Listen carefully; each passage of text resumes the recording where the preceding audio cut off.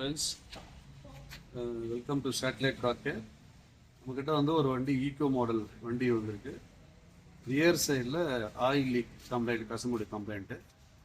So நம்ம first வந்து என்ன ஆயில் லீக்குன்னு ட்ராக் செக் பண்ணும்போது அது பிரேக் ஆயிலேருந்து வருதா இல்லை ஆக்சில்லேருந்து வருதான்றதை நம்ம செக் பண்ணோம்.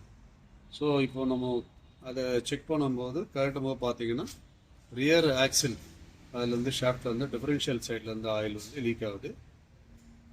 செக் பண்ணும்போது வீல் பேரிங்கும் போயிருக்கு. ஸோ நம்ம அதுக்கப்புறமா வந்து பிரேக் ஆயிலும் நம்ம மேலே ஓப்பன் பண்ணி செக் பண்ணும்போது பிரேக் ஆயில் லெவலும் கரெக்டாக இருக்குது. ஸோ இப்போது வந்து நமக்கு ப்ராப்ளம் எங்கே அப்படின்னா, நமக்கு ரியர் சைடில் கஸ்டமர் சொன்ன பாயிண்டில் நமக்கு வந்து ஆக்சில் ஆயில் சீல் தான் மாற்ற வேண்டியிருக்கு. ஸோ அதை மாற்றினா கூடவே பேரிங்கும் மாற்றினா ப்ராப்ளம் சால்வ் ஆகிடும். Okay, thank you.